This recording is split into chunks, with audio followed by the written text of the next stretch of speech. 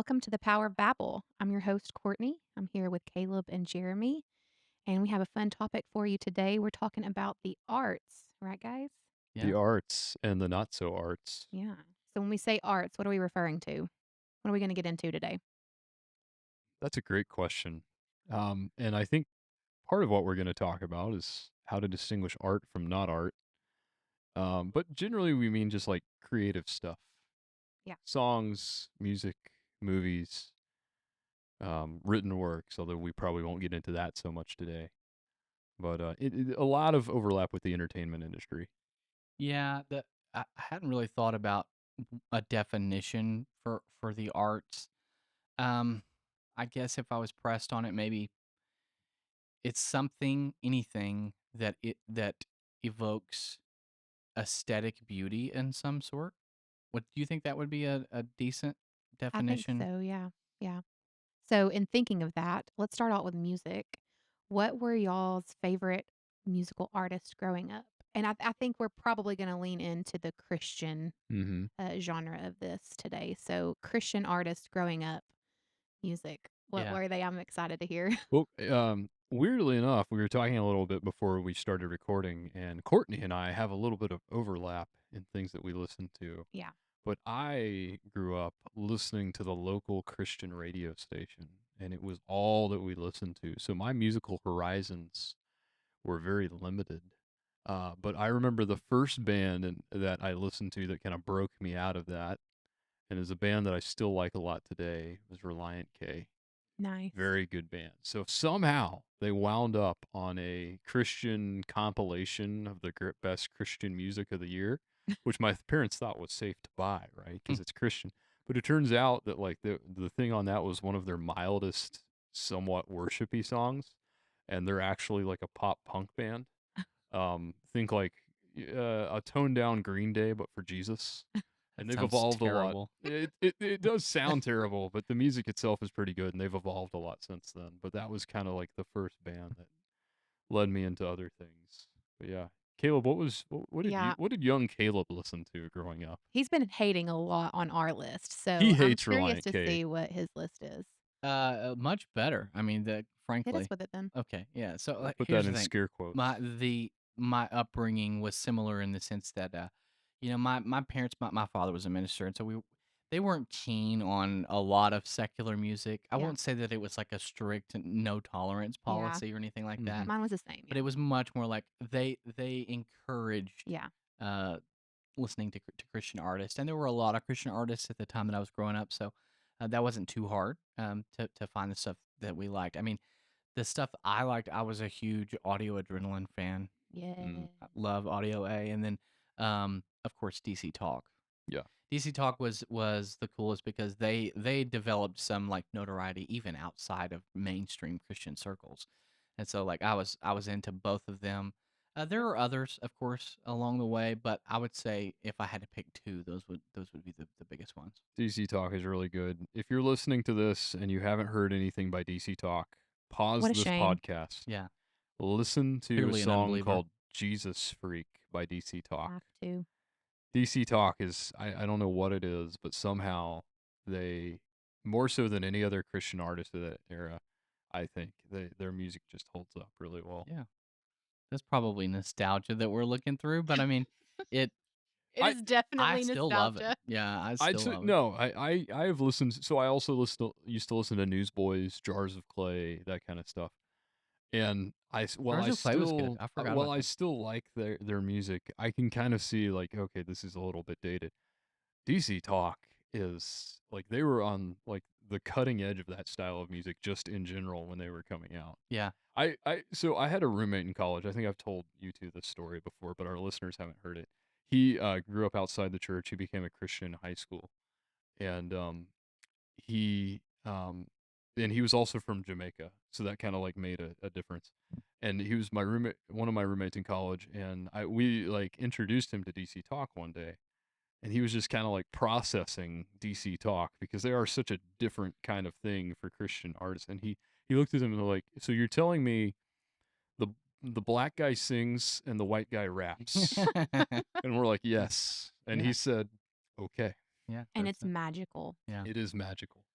So I feel like I lean in the middle of both of you. I feel like all of the bands that you mentioned, Caleb, I listen to mainly because my dad listened to them, like Audio A, Good DC taste. Talk. My dad was a huge Newsboys fan. The original Um, Newsboys, to be clear, right? We're well, talking but about the then old school Yes. ones. Tate, right, from DC Talk, Yeah, took over Yes. Newsboys, and he was a big DC Talk fan. So That's obviously he, he followed. it's Yeah, fine. It yeah, was that's fine. the other thing with that era of Christian music. A lot of the acts, especially like as they've gone through the years, have become fairly incestuous.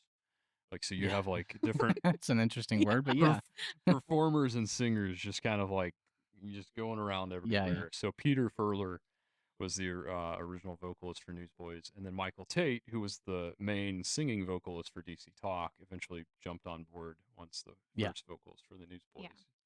Yeah.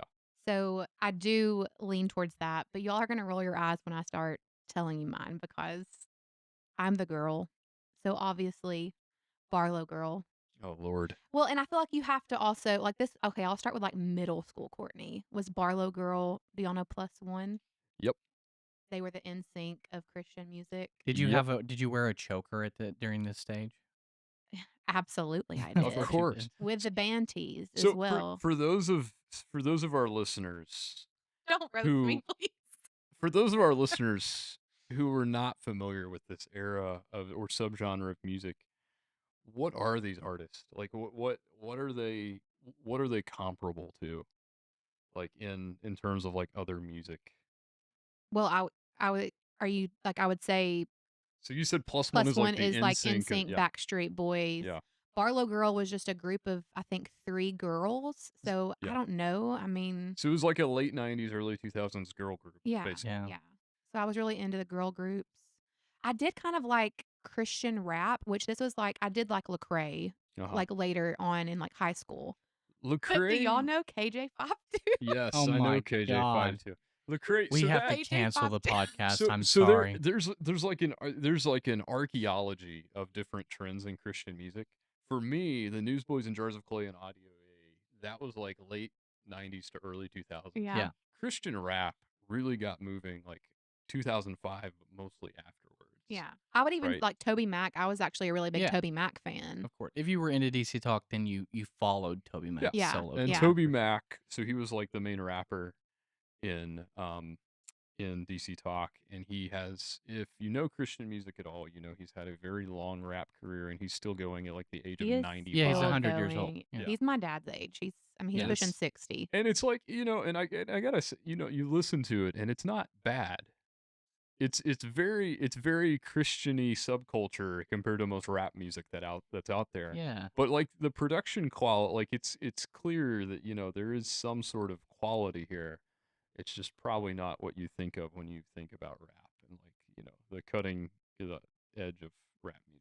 Yeah. Yeah, I'm not really I'm not really a rap person. I tolerated it in the DC Talk stuff just because it seemed to work there, but and I liked Audio Adrenaline and some of those bands. I mean, let's be honest. I mean, if we're being truly honest, these bands were just copying Nirvana. Yeah, I mean, that's really a lot of them were. if you listen to Bloom, Mhm. the album Audio A, and then listen to anything that Nirvana was putting out, it's like, oh, I see where this comes from. Like Well, Mhm. it's a well, that's why DC Talk I think kind of breaks that a little bit. Is because while they are copying other trends, they are kind of their own thing. kind of, but they're like, oh, we're Beastie Boys, but we have a guy who can sing the hook better. Like it's kind of like that. Yes and no. I Yeah. think it's a different vibe than Beastie Boys. But Yeah. like just to go back to Courtney, what you were saying about who you listen to. So you gave us like middle school Courtney, Yeah. Well, Barlow Girl, and Plus One. By the way, my brother had a Plus One album. I don't know how that happened. He's younger than me. he had We good had taste. some Barlow Girl music in our house. Yeah. We Yeah. had, and then there was another artist that I've heard you mention before.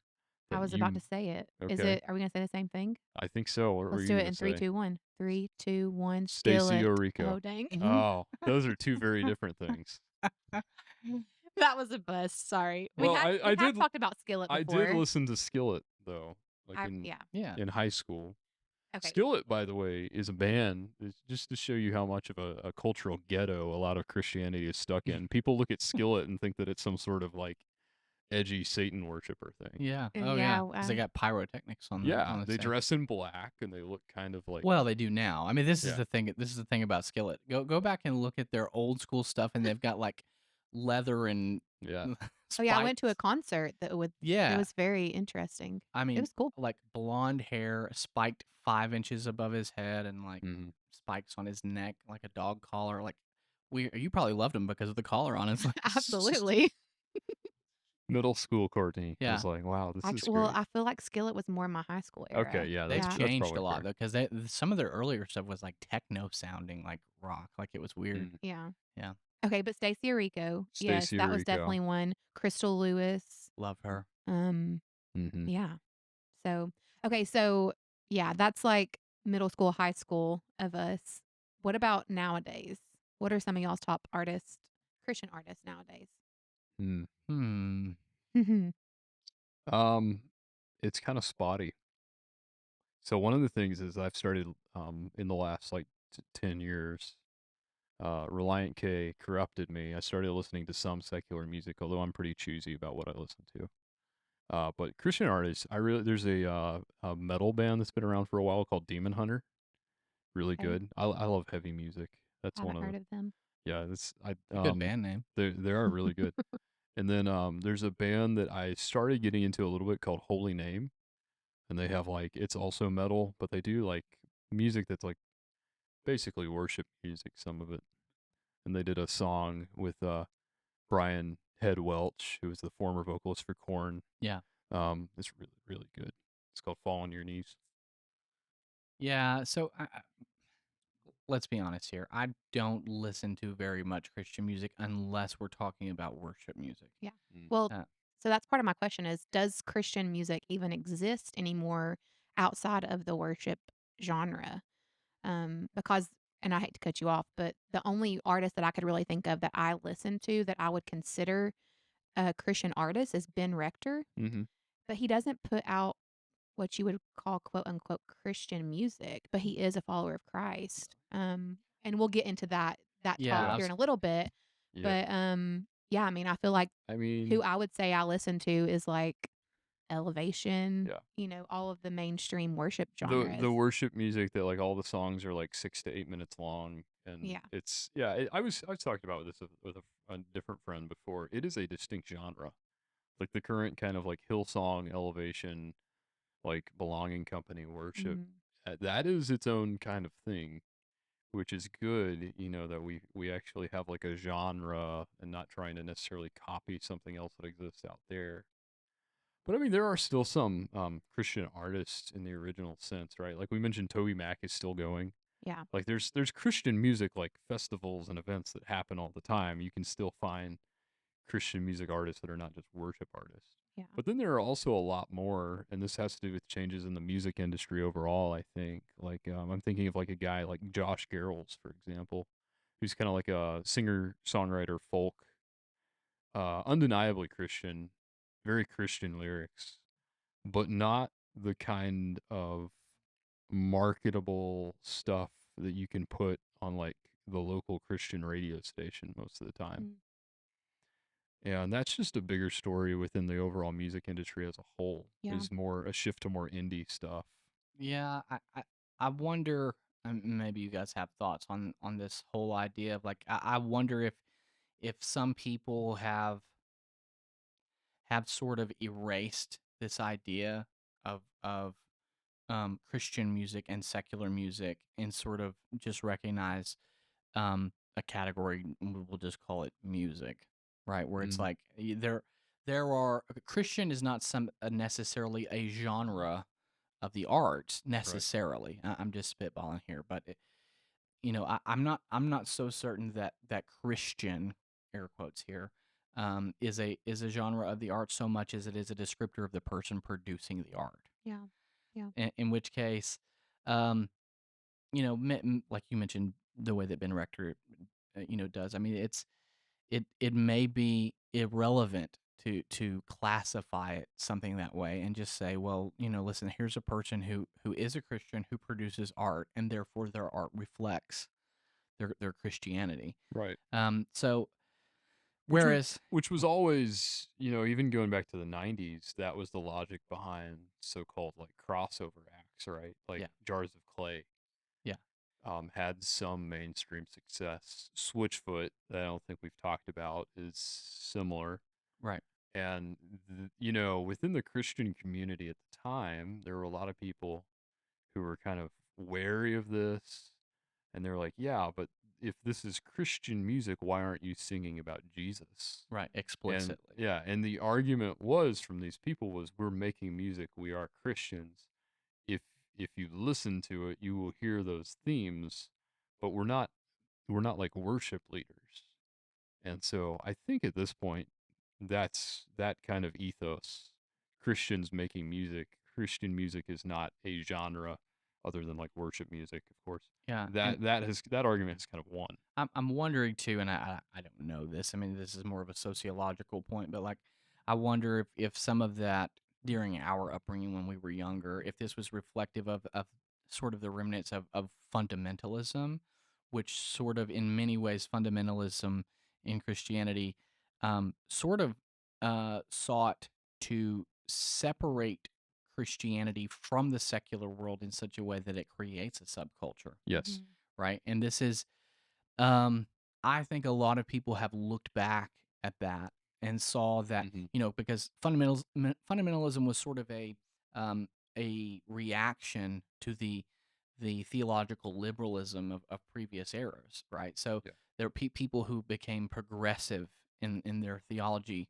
Um, I think a lot of people rightly so were concerned with the drift from orthodoxy. Mm. And so I think in hindsight, now that we can look back, I think a lot of people recognize that maybe this was an overcorrection, Hmm. where in it to protect or to safeguard against some of this drift away from Yeah. orthodoxy. Fundamentalism sort of went too far and sort of created an entire subculture that was not only distinct from but separated from Yeah.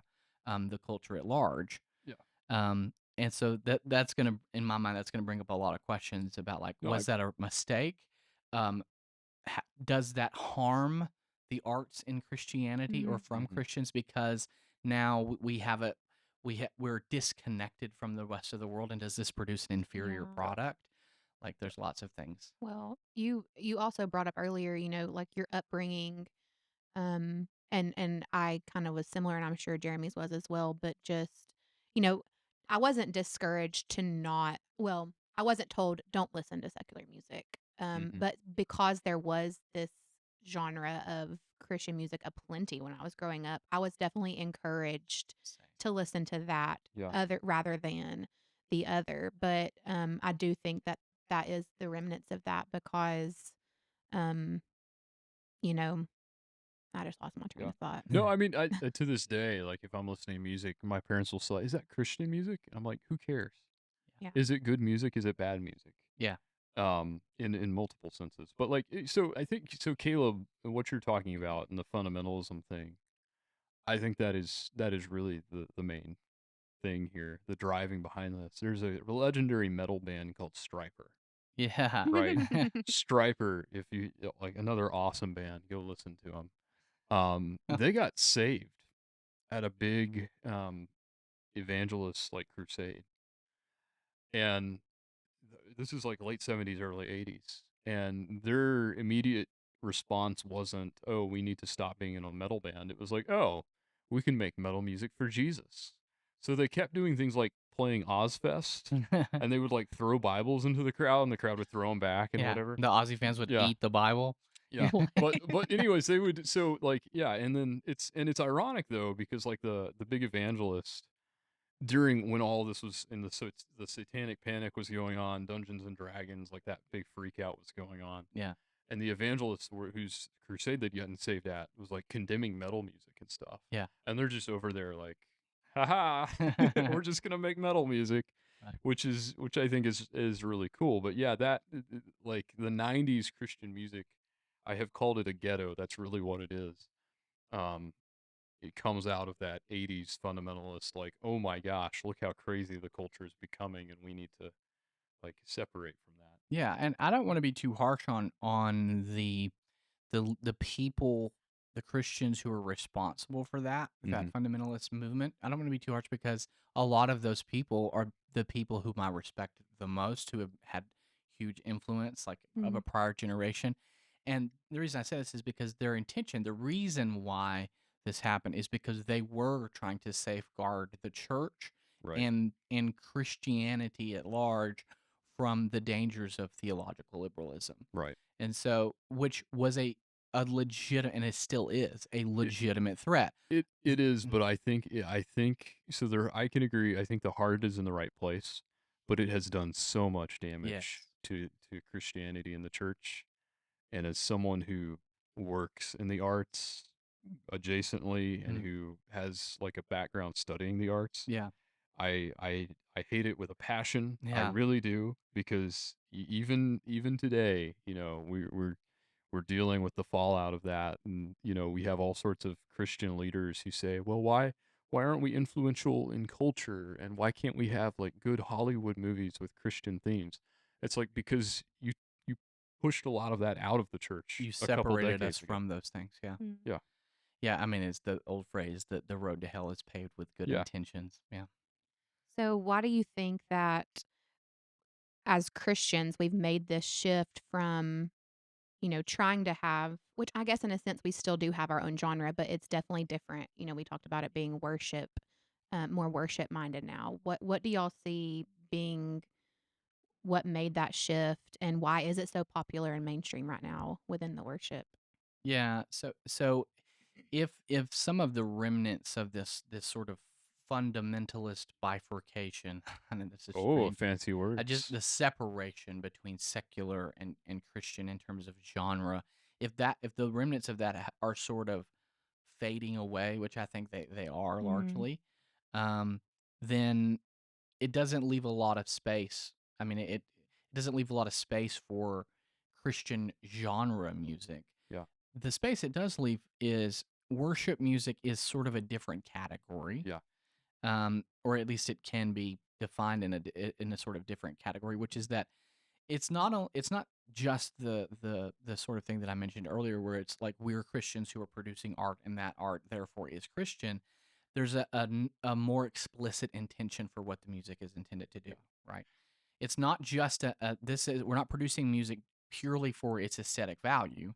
We're right. actually producing music with the intention of explicitly glorifying God Yes. mhm, and leading other people in their glorification of God. right. Which, if I can put some kind of like some theory behind this, it's that the form that this genre gives us, this genre of worship music, matches the function and purpose.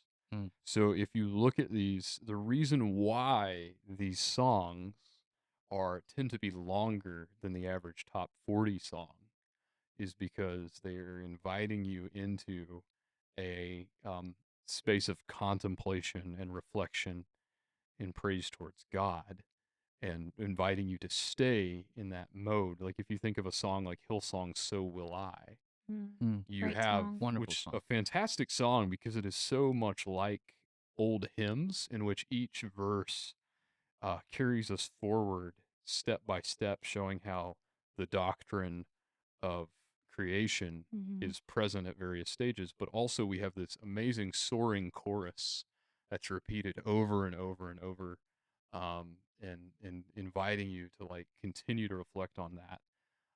This is directly related to its function, which is to lead you into a posture of worship and an attitude of reflection.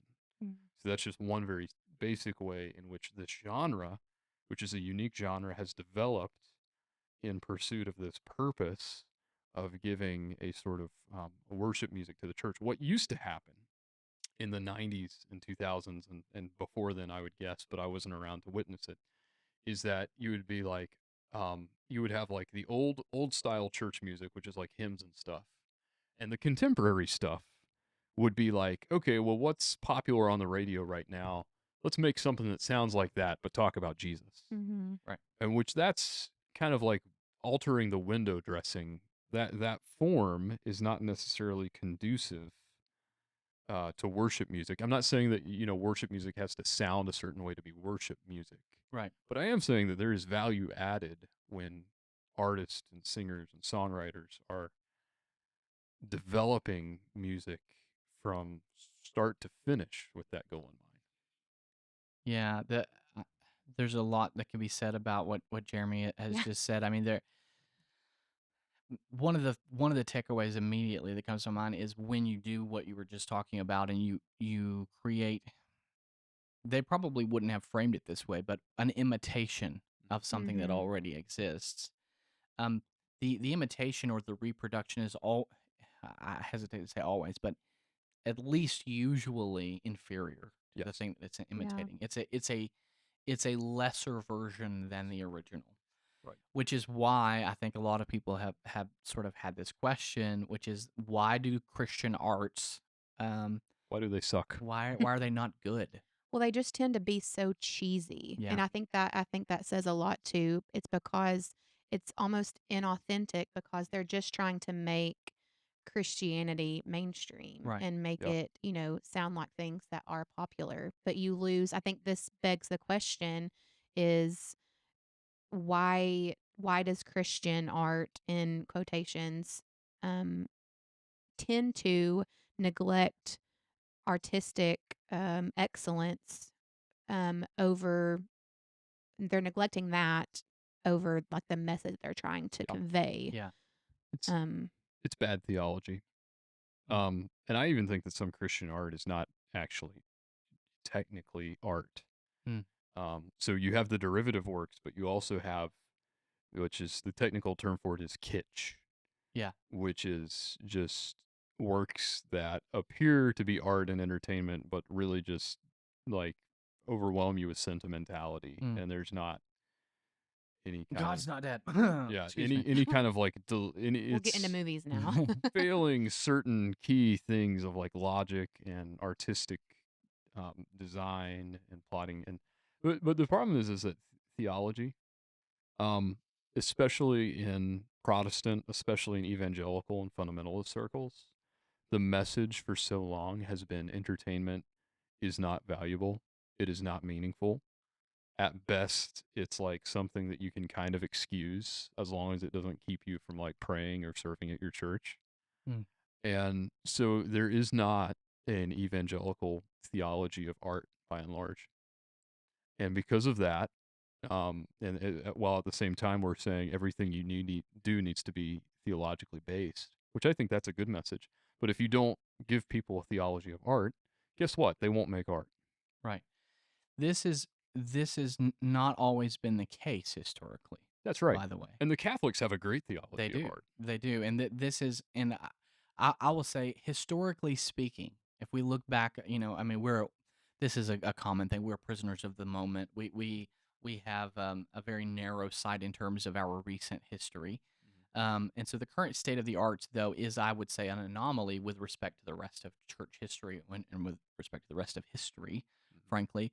But because prior to that fundamentalist movement that I talked about earlier, and some other similar movements that have taken place um, on a smaller scale, however, um, in spite of those isolated movements, there was not a separation between Christianity and the secular world. Mhm. This whole idea of secularism is sort of more of a modern sort of concept because Right. most, if you look, I mean, just if we just take a small view, just look at European history of art, right? And you can Mhm. probably speak to this better than I can, Jeremy, but um, much of what we would consider the history of art in Europe um, is indistinguishable from Christian art because Christianity is not divorced from the public square. Mhm. It is, in fact, they're the forerunners.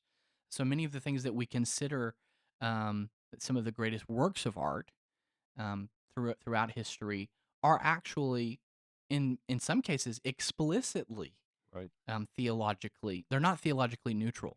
They're explicitly Christian in orientation. Right. And so, and this is because um, I don't think that I think that these people in bygone eras have often the church has often had a robust theology of what we are doing when we perform the arts. Yeah. What is this? When I say I'm creating art, what exactly is the purpose of this, and what is my desired end goal when I create a Mhm. piece of art? That that has to sort of inform everything we do rather than like we've been talking about this sort of cheap imitation which says we have this separate field that I call the arts which is out there in the world Mm-hmm. somewhere, and I'm a Christian and so I'm going to try and latch onto that through imitation or through something like that. You're going to end up with that artificiality that you Mhm. mentioned as Yeah. opposed to having something that's actually original that comes from within you, Yeah. that is then produced into the world. Well, and I think that's in my mind, I feel like that's why we've made this shift into the worshiptainment industry, Mm, um, is because I feel like for fear of being cheesy and inauthentic, the only way that Christians feel that they can be authentic is to just produce music that is worship to God. Um, but you can argue that if you're just simply making art as a Christian, we're reflecting the image of God.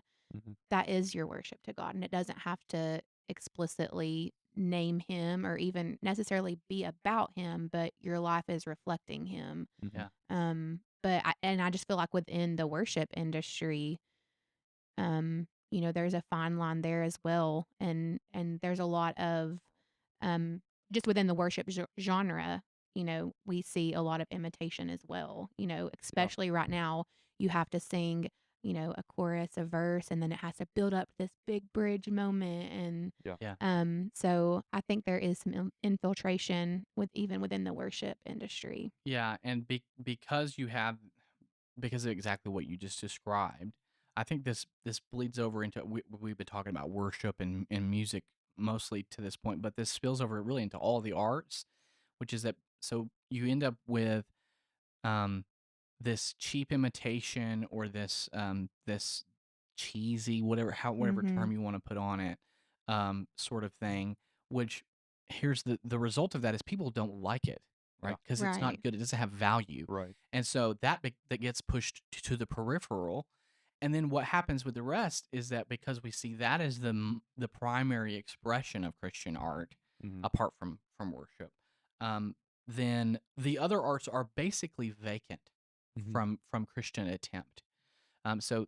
things like film, right, Mhm. motion pictures. I mean, this is an area that is almost exclusively secular. When I use the term secular, I mean really what I mean is people who have a worldview that is contrary Yeah. Mhm. to the Christian Who worldview, who are skeptical towards religion and at least think that a an invested engagement with faith does not belong in the public sphere. right?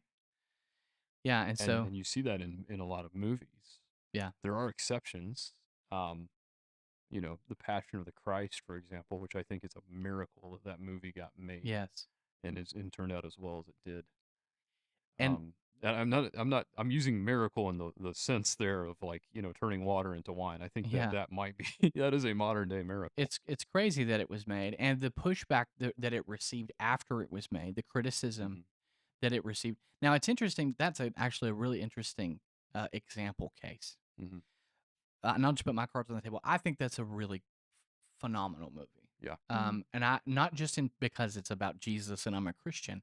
I think it's a beautiful film. Like Mhm. Think about how many movies have been made about Jesus's life, yeah, the passion narrative. yeah, But there's something, I think you're right. There's something different about yes. this movie, There's a and it qual has to do with the artistic quality. there's a Mm. quality to it in terms of the performances, the cinematography, all the elements that we typically think of that go into making a good film.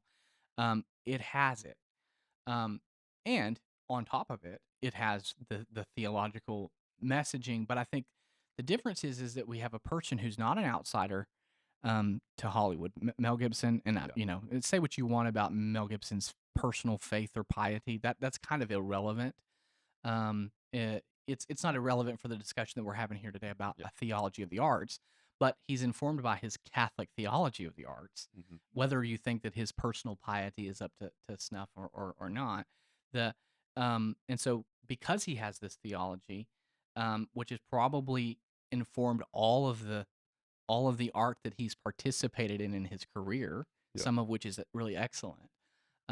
He was able to create something that is a unique, original, quality piece of art, that also reinforced something that he says he Yeah. believes. And then not the other way around. It wasn't let me produce something that is a a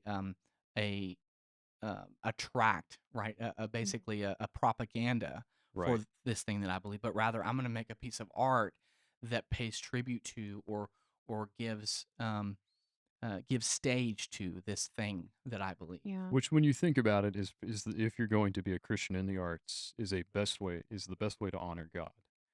Because the Old Testament is filled. It has a number of stories where people were given aesthetic and artistic skill, and they weren't told primarily, make sure the message gets across. They were told, make it good. Make it good. Yeah. Yeah. And I think so. If you look at the Passion and you compare that to the Chosen, Yeah. so this we may lose some people here, assuming there are Yeah. anybody Chosen listening. fans. Chosen, and I have nothing against the Chosen. I haven't seen it. I Have you think seen it, that Caleb? in Parts of it. terms of like modern day evangelical culture entertainment, it's pretty darn good. It's better than a lot of stuff that's come before. I will say that. Right, but the bar is pretty low. The bar is low. I think it starts. What is interesting to me, I will say some things that I like about The Chosen. Mhm. Number one, they aren't willing, or they are willing to not just adapt the story in the Gospels one to one, Mm. but the people behind that show are willing to ask, why would an apostle or why would a disciple say that? What's their backstory that Sure. would make them say that? That's thinking about character and narrative in a Mm. really robust and artistic way. I like that. Mm. Um, I like the fact that the production quality, it tends to be pretty high. They have a limited budget, but they do a whole lot to make use of that budget. And it does, when you're watching The Chosen, it doesn't look schlocky or like a church's pageant that somebody whipped out a video camera for. Right. But I think it is emblematic, some of the reaction to The Chosen and some of the choices that they've made subsequently. There are ongoing controversies with The Chosen about Mormon involvement. Yeah. I think this is silly, Mm. right? Because the people, and it goes to show some of that mindset of, message, message, message, not art. Yeah. It's like there are Mormons who work on the show. And then this has caused people to try to like find cryptic hidden nuggets of Mormon theology. And it's just like combing over things. I think this is silly. Right. Um, so what if there are Mormons working on the show? Is it a good show? Does it say anything like blatantly heretical? Right. And then also, I think in some of especially in like starting with season 2, they started to pad out a lot of the scenes with just like this wallowing in emotions and emotionalism. Yeah. And I think that is getting us back into some of the old problems with um, evangelical art, which is where it's just about it's getting towards kitsch. Yeah. And you know, there are questions about, and at some point we will probably transition Mhm. to talking about our what is our theology of the arts, but that you know some of the different approaches that you've talked about. A couple things I want to point out. One, just back to the Mel Gibson Passion of the Christ thing. Okay, some of the points that you're making about, well, who cares about the actual piety of the individual who's making the thing? That's not actually all that important. Right. In fact, it's kind of a genetic fallacy Yeah. to say, Yeah. Yeah. you know, If it's a pastor preaching a sermon, yes, I care. yeah, exactly. But And this is but as you mentioned, if there's something explicitly where there is an intended right. message that's presented within the art, and then you can point it out and say, clearly, this is Like wrong. like if the showrunners and the writers had Jesus or Jonathan Rumi playing Jesus Yeah. get up there and say, you can get to God through me, but there are all sorts of other ways to get through God. Like, Right. you know, that obviously there Right. would Or be an I came issue with from that. another planet or Right, some yeah. other more Something important yeah. thing. That would be a legitimate thing to say, well, you know, this show claims to be adapting the gospel narrative of Jesus and Right. it's not. And one of the things to think back to the Mel Gibson thing that I wanted to point out that I think is interesting, maybe you guys won't, but um, what I think is interesting about the criticism that that movie received from mainstream critics, film critics, um, was almost entirely disconnected from the message that it. Th- well, let me put it this way: the criticism that they have um, were not about the quality of the film, right? So I don't think anybody questioned that there were good performances, that the film looked great. You can go and read them. They're still, go read Roger Ebert's review or whoever's. But a lot of the criticism surrounded, if you'll remember that time, about the graphic nature of the film, Yeah. right? How intense it was. Which is ironic because, you know, like you have movies like Kill Bill, like, Tarantino's Yeah, and people are like, it's catalog and amazing. slasher movies and stuff like Yeah. that. Yeah.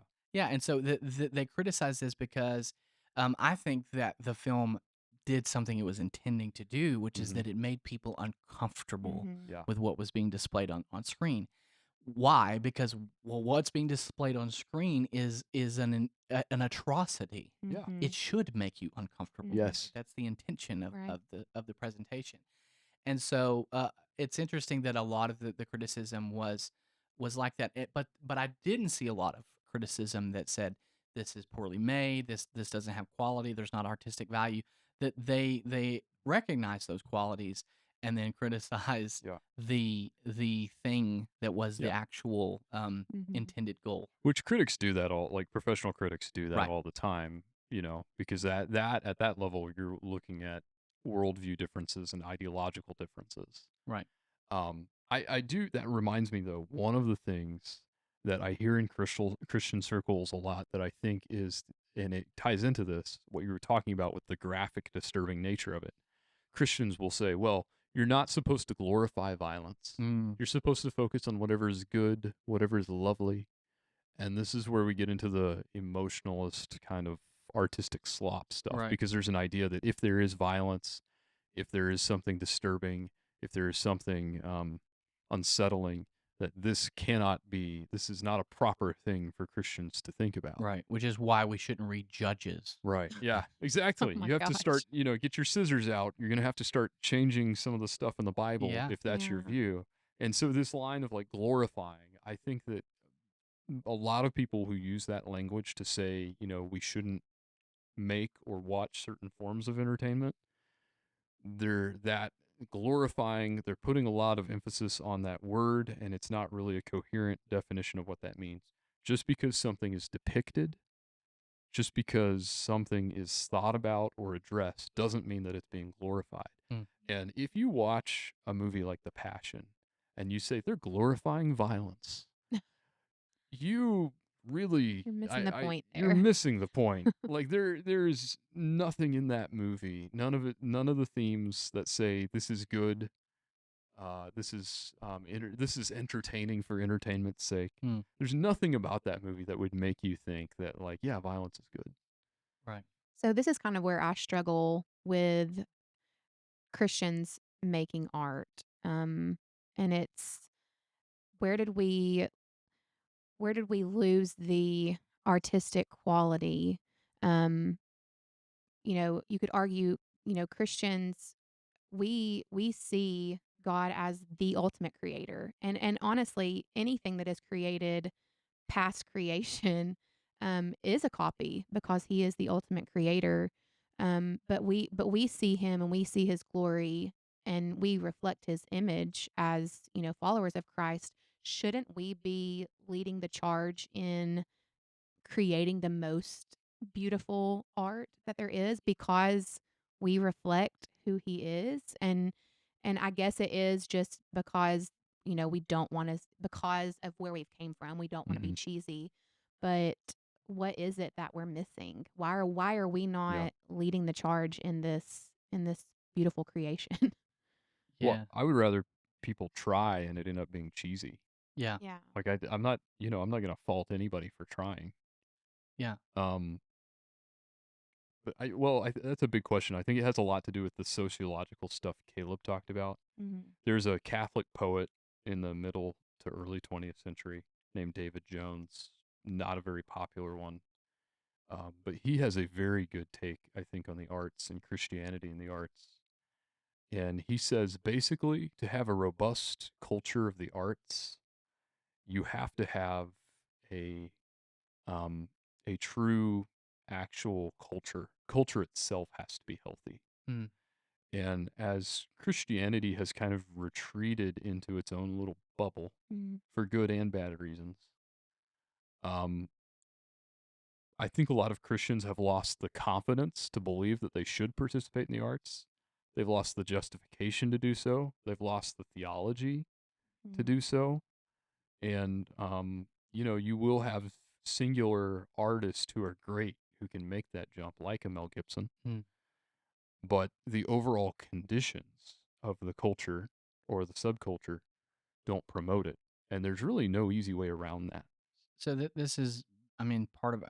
I'm harping on this a little bit, but the idea of a subculture is the problem. I think Yeah. because of what you just said, that the citation you just made about how healthy art, is connected to healthy culture, but because mainstream evangelical Christianity, let me put it that way, because there are exceptions to this, but mainstream evangelical Christianity has decided to retreat from culture and create a subculture. And what did I say um, about when you're creating something that's an imitation of something else? It's going to be lesser. So the idea of a subculture period is a flawed idea, I think, Yeah. because the scripture and people, this is where people get their theology wrong. Is they'll say, well, look, we're supposed to be in the world, not of it. But notice what it says: you're In, supposed to be Mhm. in the world. Right. yeah, Right? It doesn't say create your own world. yeah, Yeah. What it says is it says be in the world, but you are distinct yeah, within the world. yeah, Distinct insofar as not because I am opposed to the world.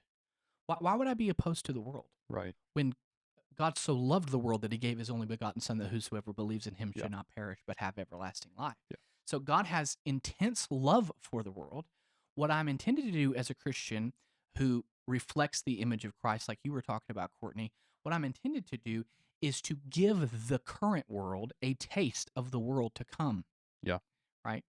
That I am, as a believer who carries the power of the Holy Spirit inside of me, and this is a part of what Pentecost is about, hmm, is is that I am carrying a spark of the new creation, and I'm supposed to show it to the world, hmm, right?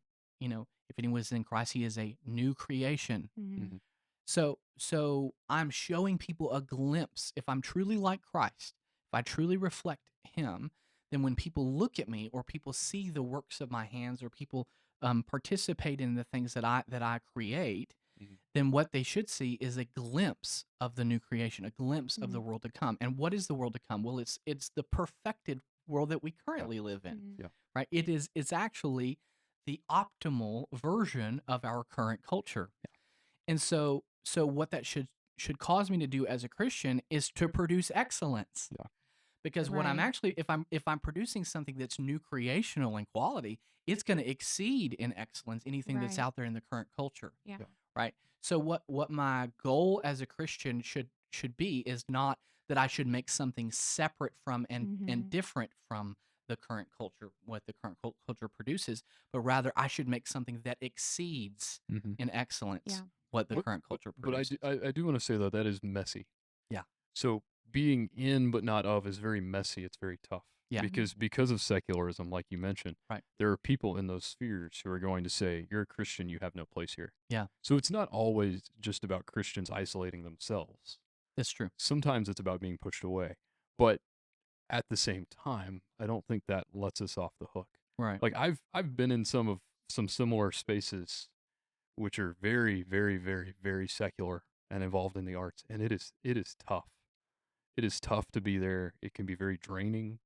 You feel like you're constantly having to, justify your own existence. That is rough. But so I want to acknowledge that. But on the other hand, I think the church can make it a little tough on those people, and they do exist. Can make it tough by saying, "Well, you're not talking about Jesus with your art, so why should we support it?" Right. Yeah. Right? But there are people, there are Christians who are in these spaces who are very successful. In the visual arts, there's a guy named Makoto Fujimura Hmm. who is fantastic, really really cool. He combined traditional Japanese painting styles with abstract expressionism. He was, and his paintings are amazing. He illustrated or illuminated the Gospels as a series of his paintings. He was with, I think it was the National Endowment for the Humanities in the Bush administration, Hmm. and he talks and about this issue too of Christianity in the arts. And if you read some of his experiences, um, you just and you ask anybody, any Christian who's in these spaces, you have to just be the kind of person who can say, you know what, you believe completely different from me. That's okay. That's all right. Like, I'm gonna be who I am. I'm gonna tell you what I think. But you have to have the grace, not to freak out when the, next newest thing in fallenness, comes and shows up at your workplace. Yeah. And it's like, for the average churchgoer, it's like, wow, that's crazy. Like, whoa, that's freaky and scares me. But you just have to have the grace and be wired in such a way that you're like, yeah, there are people who don't know Jesus in the world, and I get to know some of them. Mhm. There's what you're talking about and what you mentioned earlier about people, you would rather them try and it come out cheesy. Mhm. Yeah, This is part of the thing, which is that I would encourage Christians to make, not to make Christian art, but to make art. yeah, Yeah. And do not be afraid to do it. Do not be afraid to try, because if you make something, and if you represent that excellence that I was talking about, and if the art that you make has the aesthetic value that it should, it becomes difficult for people to reject it. Even some of mhm, those secular people you talk about. And Jeremy's being humble too. He's an Ivy League educated person, and so he's been in some very secular environments. Mhm. But this being in a hostile environment, sure, will create difficulties and barriers, and will make things hard. But again, if what you produce it has the quality and excellence that it should, or that you intend for it to have, um, you'll be surprised how many people will recognize and appreciate that, yeah, regardless of your difference in worldviews. Mhm. yeah, And I think about some examples of what I would consider to be excellent art from a Christian, that is born out of a Christian worldview, or born out of a Christian artist. Um, a contemporary example of this, I would think, would be something like Terrence Malick's films. mm, The Tree of Life is one of those. Maybe we can talk about some of these pieces of art in the future. I think of the work of J.R.R. Tolkien, The Lord yeah, of the Rings. It's the best-selling book of the 20th century yeah, outside of the Bible. Mhm. Right? yeah, So this obviously has appeal that stretches beyond his own personal yeah, worldview, and it's because, and there you go again, a Catholic who has a very strong theology of what the arts is. yeah. These are things um, that have broken through that barrier. He had to sneak in Tolkien Of there. course, I did. Yeah, Yeah, we might, I don't know. The Tolkien is a whole thing, a whole topic on itself. But yeah, if you're a Christian and you want to make art, just make art. yeah, If you're really a Christian, something along those lines will show up in the art eventually. You yeah, don't have to worry about that. yeah. Yeah. Well, I think too, on the flip side of what you were saying, I think there's an element of Christians not wanting to be in the mainstream culture for a fear of being criticized by other Christians. Right. And so I think there's an element of that. And I think we've seen that too, just in Hollywood, some Yeah. people just being very critical of those Christians, and like, how could you be in that type of movie, or, Right. that kind of thing. So I think there's a lot of different elements at play there. For sure. Um, Yeah, that's the sort of thing, like, and it goes back to that wanting to police the barriers between Christian culture and the wider culture, right? Because Yeah. it's like, why are you joining their team for their projects? Right. But also, like, are you going to be a vector of infection for the church because people are gonna, well, he's Christian, so it's okay. I can watch all that. Mm. It's messy. Yeah. What So are you go ahead. sorry, no, you go ahead first because 'cause I'm gonna segue us. Well, maybe what I was gonna say might Okay. go in Yeah. line with your segue. I don't know. But we've been sort of dancing around this Mhm. question of the theology of the arts, and we've made Mhm. reference to it. But it might be helpful if we can lay out some groundwork for what is our theology of art. What do we mean when we say that we're creating art? What is the intended purpose of that? Because if we have a strong theology of what art actually is and what we're doing when we participate in that activity, then that's going to inform the way that we do it. Well, I feel like I'm a fairly creative person. Hmm. If you talk to me at any length of time, I have lots of hobbies and lots of things that I like to It's do. true. So I feel like art for me is anything that I create that has some kind of meaning for me in my life. And I think as a Christian, um, anything that I can glorify God through. It doesn't mean that it has to be about him, but as a believer, anything that I do is for the glory of God. So, yeah, I mean, just anything that I create that has meaning and value for my life. So creation that glorifies God. Mhm. Jeremy, what would you say? Yeah. So I think the first step is just saying art is a part of culture. And so the theology of art has to involve a theology of culture to some degree, which is that, what do the different things that we do as people, what do they matter, right? And of course, from a Christian perspective, the incidental things of culture, right? Like the food that we eat, the style of cuisine, the languages we speak, the kinds of social customs we have. None of those are eternally important in themselves, right? They change throughout history. But there is a sense in the Bible that God does value humanity. He also values particular cultures. He came as, a Jewish man in the first century Near East in a particular culture Right. and, accommodated himself to that culture. And there's, every tribe and language and tongue is going to bow before God. And so those cultural differences, I think, God recognizes them and they do matter. And so outside of that, we can say that we can't just hand wave away our culture as of, you know, as unimportant or of having um, just something that God isn't concerned with. Because our culture, in many ways, and scholars will say this, it speaks to the deepest parts of who we are.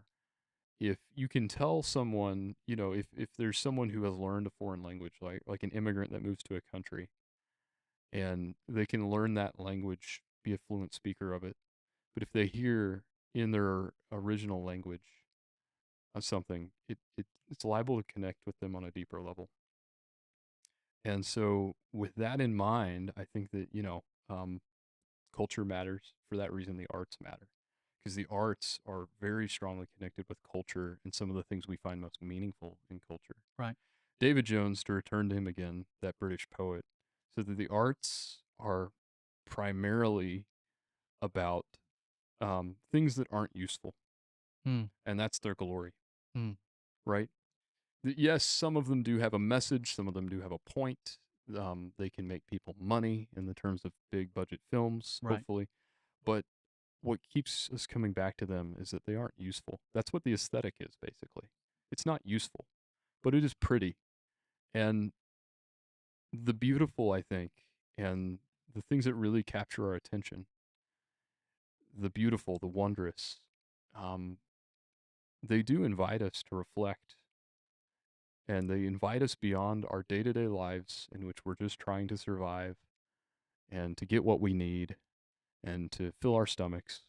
And they lift our eyes up to something beyond. And so, in a sense, the arts are where our cultures and our everyday lives can gesture outside of themselves through the context in which we find ourselves, through the cultural expression, to something greater, to something beautiful. And I think just by them being themselves, just by them being beautiful, there's a lot of value in that, because you can't really talk about the beautiful without thinking about glory, without thinking about God, the transcendent, all of that. It's a very long-winded answer. I hope that makes some sort That's of really sense. good. Phenomenal. I'm That reminded before you start yeah, on because I'm your I'm gonna do rant, 'cause you're a about to go off. diatribe. Yeah, I'm reminded, I don't know if you've read this book, Echoes of Eden. Mhm. Sharon Caleb put Bars. me Yeah, onto it. But it is essentially what we're talking about today, and just, how art is truly just an echo of what the creation story is about. yeah. It's really cool, so y'all should read it. Yeah, recommended reading for sure. That, and maybe we can get to it in a future podcast because Tolkien, the guy I keep name Mhm. dropping all the time, um, has a lot to say on this topic Yeah. about what it means to be an artist and a Christian. But I'm gonna go on a little rant here that is gonna echo a lot of what you said, Jeremy, because I'm gonna wax a little philosophical. So bear with me. Strap in. But Take a snooze. a lot of what you said, particularly about the aesthetic being something that's not useful, right? Um, Mhm. that things that are not useful is a very insightful, I think, point of view. Because what I'm gonna argue is that aesthetic value, or just to put it in a simpler term, the beautiful, what we call the beautiful, right? Um, the beautiful is very closely related, I think, to the moral, Mhm. and but there is a fundamental difference. I'm going to point out some of the differences, but the beautiful and the moral are connected insofar as, we as Christians, we talk about moral values and duties, right? We have certain moral values and duties. Well, those moral values and duties, we say that they are grounded in God, right? The reason why I conduct myself according to a certain moral ethic is because I believe that that moral ethic reflects the nature of God, Right. right? So when I say I have a moral value and duty, what I'm really talking about is I'm saying that this conduct or this thing is in some small way like God. It reflects God's moral nature, Mhm. his moral character. Mhm. Now the difference is between that and the beautiful is that that does have a direct correlation with something that's useful, right? Namely our conduct with one another, right? There are lots of pragmatic, practical Right. implications of that. But on I think, a more based conceptual level, when I say that God is the good, Yeah. right? He is that which is good, which is why moral values and duties have bearing on me, is because they're grounded in Him. I can say something very similar with respect to the beautiful. That because God is good, He is the good. He's what we refer. He's the standard by which we refer to anything else as good. He is the beautiful. Mhm. And what is beauty? It is goodness that when recognized brings joy, Mhm. right? Now that joy might be expressed in a variety of ways. It might be even despair, right? The Echoes of Eden talks about that, right? There Mhm. there are a despair for the loss of that goodness or that Mhm. beauty, right? But there is a recognition of the goodness of God. It is what Jeremy's talking about. About it is a window into the transcendent, into something that exceeds the goodness of our current creation. Mhm. The current creation that we live in is good only because it is an echo, Mhm. right? It is a representation, an image that is dependent upon the ultimate, the infinite, the transcendent, and the beautiful. And so, um, there's a sense in which all art is worship. Mhm. This is why we've all been sort of going to lengths to sort of get rid of this distinction, Yeah. is because whenever I create something like you were talking about, Courtney, because I think you're really tapping into something essential there, which is that it is a creative thing. Mhm. God is the creator, Mhm. and so when I participate in some creative activity, I really am imitating God, not in the cheap way that we talked about Yeah. before, but in an Right. authentic way. The reason why it's authentic is because I am created in God's image, and so it Mhm. does come from within. When I create something, I am imitating Him in an authentic way that is producing something that is a shadow of what He does or who He is, and so. because of that, and because that thing might have beauty, Mhm. Yeah. because it points us to the transcendent, Right. it does have beauty, and that is glorifying to God. Yeah. When anything points us towards Him, it's glorifying to Him. And so um, this is what art really is. So at its fundamental level, a production of and appreciation of the aesthetic really is an act of worship, Yeah. whether you realize it or not, Yeah. Yeah. because it's an appreciation for the goodness of God. Yeah. Mm. Let me give you another surprising theological connection with art is that it is incarnational Yeah. in a small I. Just like our creative acts are not like God's creative act, right? God creates ex nihilo. He doesn't need anything to start creating. We simply reorganize the stuff he's already made, Mhm. but in meaningful ways. But art is incarnational. Why do I say that? It's because theorists of art have long recognized that art has a dual nature. On the one hand, there are ideas behind art, right? This is like the conventions of genre, the message you're trying to get across, the specific subject matter of a painting or a statue or a film. But art doesn't exist unless it's actually given form by either marble or paint Mm, or even like a film is a physical artifact. mm, And so there's this mix of how do I get these ideas and these abstract things, how do I embody them or give them a substance in the world to where I can put them out there and they can have this kind of existence? And that is small I incarnational. And so you're really expressing a fundamental part of the human condition when you do that because we are physical but we're also spiritual. Art is physical but it's also spiritual. And we're not doing anything on the level that God is, but we are when we're dealing with artistic questions, we're running up against those same things that are part of our nature and also I think a part of God's nature. yeah. I'll say one last thing and then I'll shut up. I know I've talked a lot, but the thing I thought about when you were describing that about the incarnational aspect, about how it's embodied in the world in some way. Um, it's interesting that Jesus, in his actual incarnation, that his primary mode of teaching is storytelling, Mm. Yeah. right? Now, you might not initially think of the parables, right, as art, but they are. Yeah. Yeah. They are. It connects with people. It connects with people because it is incarnation Yeah. Mm. and it is art. And I think it's very telling that the God of the universe, when he becomes incarnate, that's his go-to, Mhm. his primary mode of teaching is Mm. through the arts. Yeah. Yeah. It's through storytelling, and there's a sense in which all of theology is sort of a story, right? We talk about this, right? Mhm. This cosmic narrative, and so, and if we think about creation, because we talk about the aseity of God and about how God is sufficient in Himself, He doesn't need to create because He needed or was lacking in anything. Mm. There is a sense in which creation itself is art, Mhm. because what he's done is he has made something that glorifies him by reflecting that Right. goodness that I Yeah. was talking Right. Right. about.